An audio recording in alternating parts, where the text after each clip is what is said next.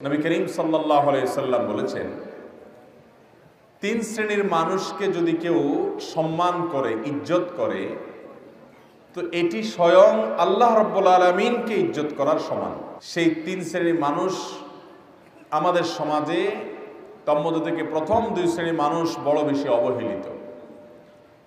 নবী করিম সাল্লাল্লাহু আলাইহি সাল্লাম বলেছেন, ইন্না মিন ইজলালিল্লাহি তাবারাক ওয়া তাআলা, আল্লাহ রাব্বুল আলামিনকে সম্মান দেওয়া, আল্লাহকে মর্যাদা দেওয়া, এর অন্তর্ভুক্ত হলো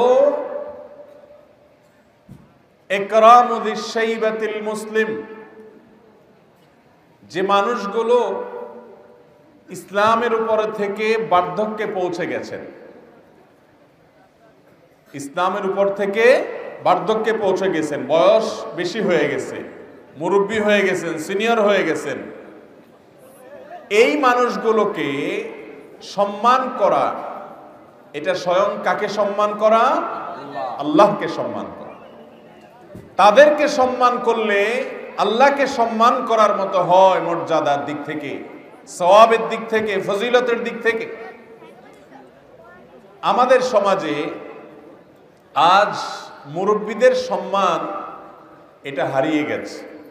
একটা সময় আমরা দেখেছি আমাদের ছোটবেলায়, আমাদের চাইতে যারা বয়সে আরো সিনিয়র আছেন, মুরব্বীরা আছেন, আপনারা আরো বেশি দেখেছেন যে আমাদের এই সমাজে তরুণরা বয়সে ছোটরা সিনিয়রদেরকে, বয়সে বড়দেরকে সম্মান করত। এটা ইসলামের সৌন্দর্য, যে ছোটরা বড়দেরকে কি করবে?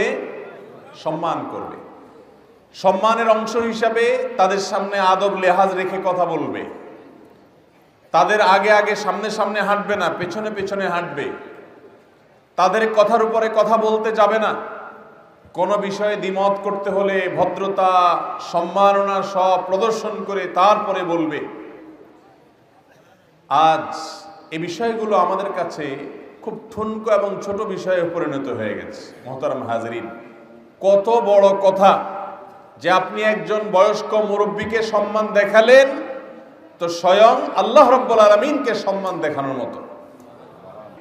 তিন ব্যক্তির প্রথম ব্যক্তি পেয়ে গেলাম, বয়সে যিনি সিনিয়র, বিশেষ করে দাড়ি পাকা মুরব্বীরা। এই লোকগুলোকে দেখলেই, তিনি হোক আপনার চাইতে কম শিক্ষিত, হোক তিনি গরিব মানুষ, হোক তিনি সমাজের সাধারণ মানুষ, আপনি হয়তো তার চাইতে বেশি পয়সাওয়ালা, আপনি হয়তো তার চাইতে বেশি জ্ঞানী, আপনি হয়তো তার চাইতে বেশি আমলি, কিন্তু শুধুমাত্র বয়সে বড় হওয়ার কারণে, সিনিয়র হওয়ার কারণে, বৃদ্ধ হওয়ার কারণে ইসলাম তার অধিকার সংরক্ষণ করেছে যে সিনিয়রকে সম্মান দেখাতে হবে। এই জন্য ইসলাম প্র্যাকটিস যদি হয়, সেই সমাজে কোনো বৃদ্ধাশ্রমের প্রয়োজন হবে। আজ বৃদ্ধাশ্রমের যে কালচার গোটা পৃথিবীতে আমরা দেখতে পাচ্ছি, এটির অন্যতম প্রধান কারণ এটি যে জুনিয়ররা সিনিয়রদের মর্যাদা, তাদের অধিকার, তাদের প্রাপ্য সম্মান দিতে জানে না। বাইরের মানুষ তো পরের কথা, নিজের সন্তানরা পর্যন্ত বাবা মাকে সম্মান দিতে। ইসলাম আমাদেরকে যে সুন্দর জীবন বিধান দিয়েছে, সেটি যদি আমরা চর্চা না করি, আজ হয়তো আমি আমার মুরব্বীদের সম্মান করছি না, কাল আপনি আমি যখন বৃদ্ধ হব, হয়তো আমাদেরকে বৃদ্ধাশ্রমে যেতে হতে পারে, কারণ আমাদের পরবর্তী প্রজন্ম বড়দেরকে সম্মান করতে জানবে। অতএব আমরা এই গুরুত্বপূর্ণ বিষয়টিকে পুনরায় উদ্ধার করার জন্য মানসিক যে ইচ্ছা, সেটি নতুন করে সৃষ্টি করতে হবে, প্রতিজ্ঞা করতে হবে। করবো তো ইনশাআল্লাহ। আল্লাহকে সবাইকে তৌফিক দান করুন। মোহতারাম হাজরিন, অনেক রিকশাওয়ালা মুরব্বী আছেন, রিকশাওয়ালা মুরব্বী আছেন, রিকশা চালায় হয়তো আপনার বাপের বয়সী, আপনার চাচার বয়সী, আপনার বড় ভাইয়ের মতো, কিন্তু আমরা তরুণরা তাদের সাথে তুই তুকারি করে কথা বলি, আছে না নাই? আল্লাহু আকবার। কোনো ভদ্র মানুষ, কোনো সভ্য মানুষ, কোনো ভালো মানুষ, কোনো ভালো মুসলমান এ আচরণ কখনো করতে পারে?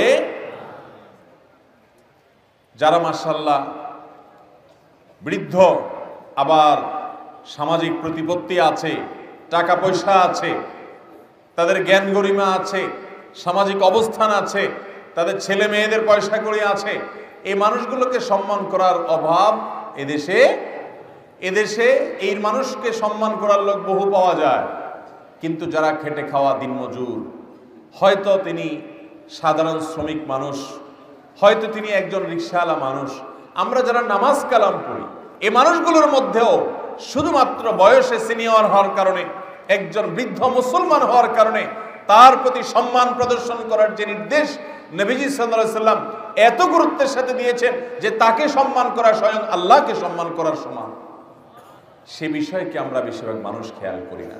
মুহতারাম হাজিরিন, রাস্তাঘাটে আমাদের আশেপাশে অনেক মানুষ আছে অশিক্ষিত, শিক্ষা বঞ্চিত, তারা হয়তো গরিব মানুষ, সামাজিক সেরকম কোনো অবস্থান প্রতিপত্তি তাদের নাই, কিন্তু বয়সে তারা সিনিয়র, বৃদ্ধ হয়ে গেছেন, তাদেরকে আমাদের সম্মান করতে হবে।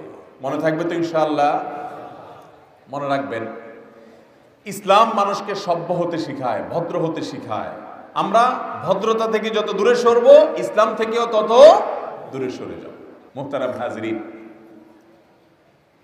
আমি যখন লক্ষ্য করি এই সমাজে সাধারণ খেটে খাওয়া মানুষগুলো বয়সে অনেক সিনিয়র হওয়ার পরও তারা কোথাও মর্যাদা পায় না। তাদেরকে অনেক সময় দেখা যায় অনেক হুজুররাও সালাম করে না। চেয়ারম্যান সাহেবের সবাই সালাম করে, নেতা সাহেবকে সবাই বলে সাথে আছি বড় ভাই, পাম্পট্টি দিয়ে নেতা সাহেবের সাথে ভালো থাকার চেষ্টা করে, ঠিক না ভাই? ঠিক। আর মুরব্বীদের বেচারারা কোনো সালামটাও ভালো করে পায় না।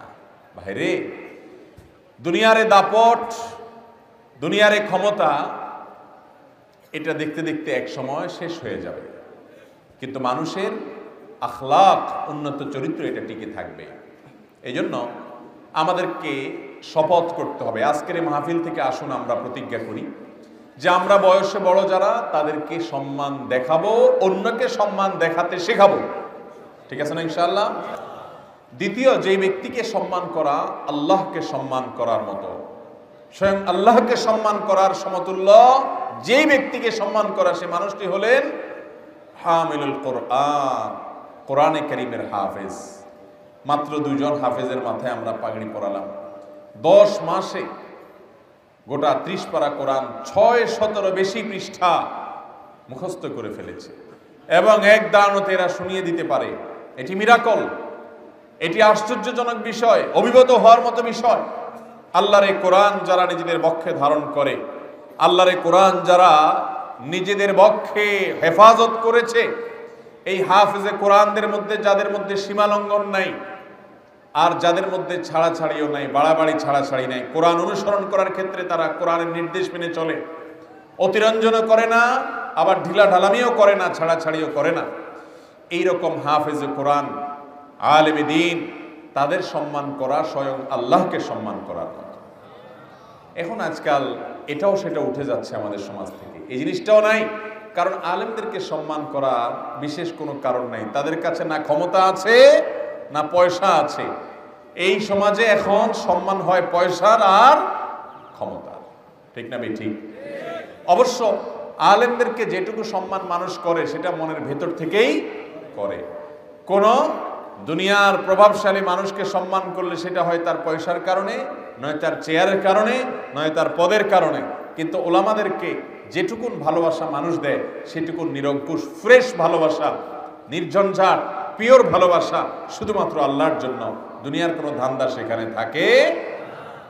ওলামাদের ভালোবাসা থাকতে হবে। তৃতীয়ত, যাকে সম্মান করা আল্লাহকে সম্মান করার মতো, তিনি হলেন ওই শাসক, ওই পদাধিকারী ব্যক্তি যিনি মানুষের দায়িত্ব পালন করছেন, নেতৃত্ব দিচ্ছেন, এবং তার কাজটা তিনি ইনসাফের সাথে আঞ্জাম দেন। তিনি কোনো প্রকার ইনসাফ বহির্ভূত কাজ করেন না। আমাদের সমাজে যে যে পদ পায়, একেবারে ইউনিয়ন পরিষদের ছোট্ট চেয়ার থেকে নিয়ে রাষ্ট্রের সর্বোচ্চ চেয়ার পর্যন্ত, সরকারি কর্মকর্তা কর্মচারী হোক আর বেসরকারি কোনো প্রতিষ্ঠানের একটা ভালো চেয়ার পাক, যে যে চেয়ার পাই আমরা, যে যে পদ পাই আমরা সেটা দিয়ে কিভাবে স্বজনপ্রীতি করব, কিভাবে নিজের পছন্দের লোকদেরকে সুবিধা দেব, সেই ধান্দায় আমরা সব সময় ব্যস্ত থাকি। আমরা ভুলে যাই যে প্রতিটা মানুষকে সেবার দায়িত্ব আল্লাহ তাআলা আমাকে দিয়েছেন। অতএব বৈষম্য না করে ইনসাফ প্রতিষ্ঠা করাটা আমরা ভুলে যাই। মোহতারাম হাজরিন, আল্লাহ যাকে যতটুকু দায়িত্ব দিয়েছে সে দায়িত্ব পালন করার ক্ষেত্রে সবার সমান অধিকার দিতে হবে, কোনো প্রকার বৈষম্য করা যাবে না, সবার প্রতি সমান অধিকার রাখতে হবে।